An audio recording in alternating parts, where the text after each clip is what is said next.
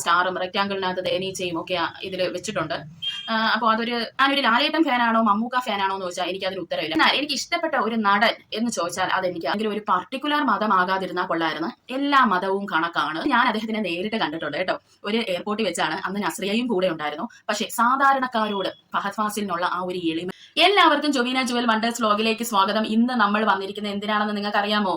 എമ്പുരാന്റെ trailer launch ആയിട്ടുണ്ട് പ്രിയ സുഹൃത്തുക്കളെ. അതൊന്ന് റിവ്യൂ ചെയ്യണ്ടേ? ഞാൻ അങ്ങനെ റിവ്യൂ ഒന്നും ചെയ്യാത്ത ഒരാളാണ്. ഞാൻ ആകെ ചെയ്തിട്ടുള്ള ഒരു റിവ്യൂ മാർക്കോ മൂവിയാണ് കേട്ടോ. അപ്പൊ ഇന്ന് വിചാരിച്ചു എമ്പൂരാന്റെതൊന്ന് ചെയ്യാം എന്ന് എനിക്ക് എന്തോ തോന്നി, ഞാൻ അങ്ങ് ചെയ്യുന്നു. ഞാനൊരു ലാലേട്ടൻ ഫാനാണോ മമ്മൂക്ക ഫാനാണോ എന്ന് ചോദിച്ചാൽ എനിക്ക് അതിന് ഉത്തരവില്ല. കാരണം രണ്ടുപേർക്കും ഒരേ സ്ഥാനമാണ് മനസ്സിൽ. അപ്പൊ അവര് അങ്ങനെ നമ്മളെ കൂടെ അങ്ങ് ജീവിക്കുവാണ്.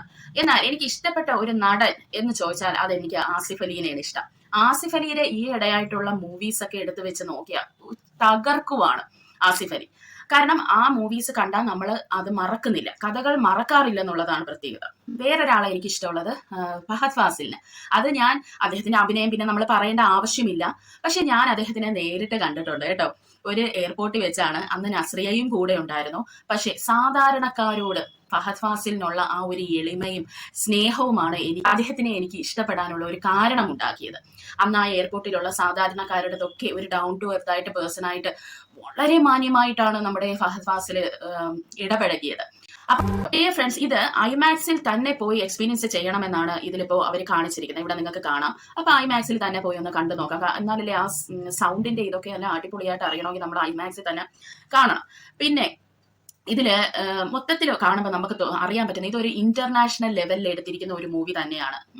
അത് മാത്രമല്ല ഇതില് നാർക്കോ ടെററിസം പറഞ്ഞിട്ടുണ്ട്. അതായത് നമ്മുടെ കേരളം ഇപ്പോൾ പോയിക്കൊണ്ടിരിക്കുന്ന ഒരു ടെററിസം, അതായത് ഡ്രഗുമായി റിലേറ്റ് ചെയ്ത.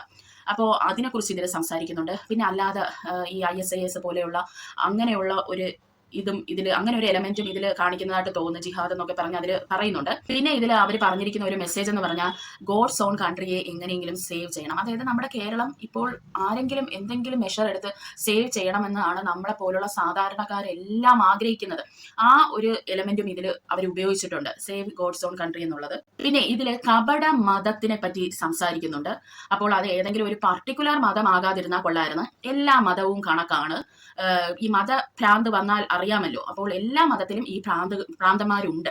അപ്പോൾ പർട്ടിക്കുലറായിട്ട് ഒരു മതത്തിനെ മാത്രം എടുത്ത് ആക്ഷേപിക്കാതിരുന്നാൽ കൊള്ളായിരുന്നു. പിന്നെ ഇതിൽ ഞാൻ ഉറ്റുനോക്കുന്ന ഒരു വ്യക്തിയാണ് മഞ്ജു വാര്യരുടെ കഥാപാത്രം. ഇല്ലേ, ആ കഥാപാത്രം എന്തുമാത്രം സ്ട്രോങ് ആണെന്ന് അറിയണമെന്നുണ്ട്. പിന്നെ 7 രാജ്യങ്ങളിലാണ് ഇതിന്റെ ഷൂട്ടിംഗ് നടത്തിയതെന്ന് തോന്നുന്നു. അങ്ങനെ 7 രാജ്യങ്ങളെ ഇവരെടുത്ത് കാണിക്കുന്നുണ്ട്. ഇറാഖ്, ലണ്ടൻ, തുർക്കി, അങ്ങനെയുള്ള കുറച്ച് രാജ്യങ്ങളെ ഇതിൽ ഈ ട്രെയിലറിൽ അവർ കാണിക്കുന്നുണ്ട്. പിന്നെ സ്റ്റീഫൻ നെടുമ്പള്ളിയുടെ മറ്റൊരു സൈഡാണ് ഇതിൽ കാണിക്കുന്നത്. അതുകൊണ്ടായിരിക്കാം ഇത്രയും രാജ്യങ്ങളൊക്കെ ഇതിൽ ഇൻക്ലൂഡഡ് ആണ്.